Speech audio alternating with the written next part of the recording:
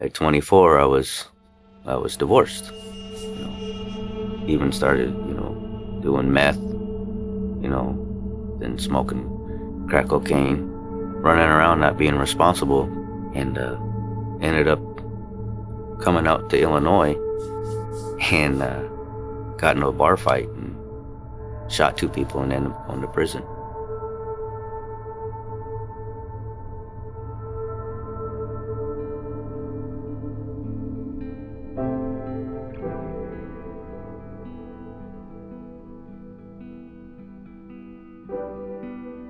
Name's August Tenorio. I was born in Cheyenne, Wyoming. There's four of us, and it was difficult because I actually felt like I grew up alone.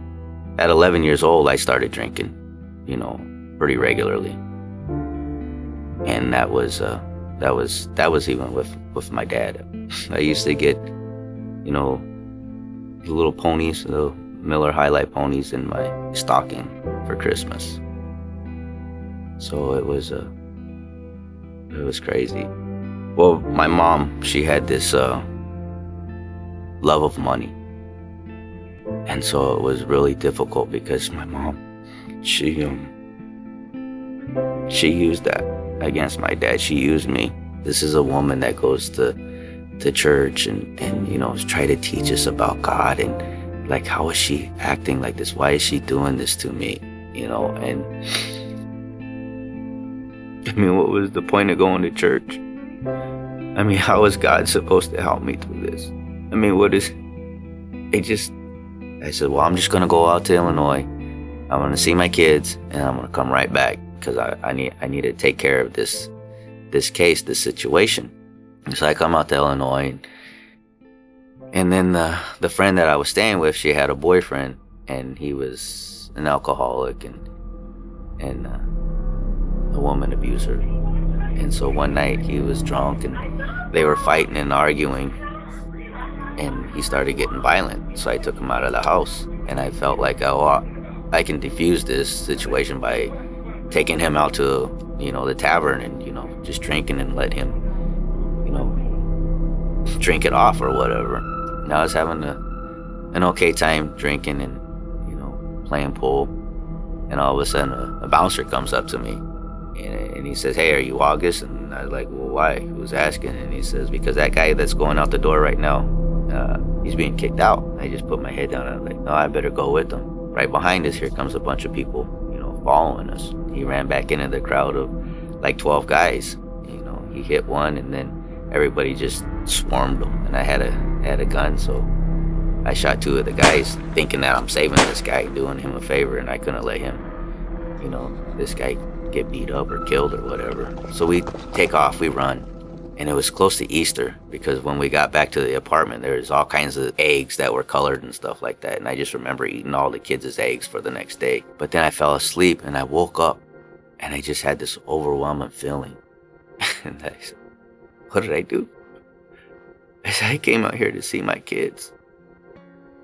And I don't even know if those guys are alive or if they're dead. And I got on my knees and I just asked God, I says, please save those guys. I said, don't let them die. Whatever I have to go through, I'll go through it, whatever the punishment is. God bless me. I only had to do 42 months. In 2012, that's when it really went bad. He's like, what am I going to do now? I don't have family. I don't have, money. I don't have nowhere to live because I didn't pay the bills. So he's like, you got to leave. I said, all I got is this, 98 Plymouth Voyager, and then something just clicked. He's like, you know what?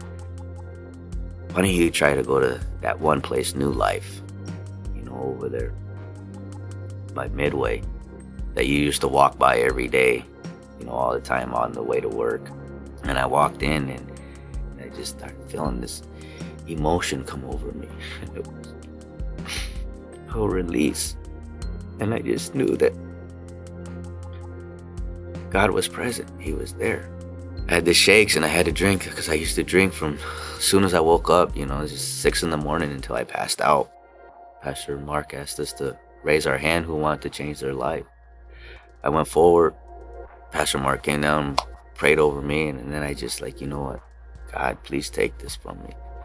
I don't want to live like this any longer. And I just felt this weight just lifted off of me. And I just cried and bawled, and this was taken out of me. I just felt that it was no longer in me. I still had the shakes. And I'm like, well, just one beer. I says, it's okay that I did all that. I said, I'm not there no more. I says, I can ask for forgiveness again. I went to drink my first beer, and as it hit my lips, it's just like, what are you doing? You've been down this road before. It says, you have no power over me any longer. I rebuke you in Jesus' name. And I poured out every single can of beer I had. All the alcohol I can find, all the drugs I can find. And ever since that day, I've been able to say no to drugs and alcohol. So that's my story. An alcoholic, drug addict, womanizer, sexual addiction. Couldn't do it on my own. I tried to do it on my own. I couldn't do it on my own. And I give my life over to Christ. The name's August Tenorio. And with this, I have a new life.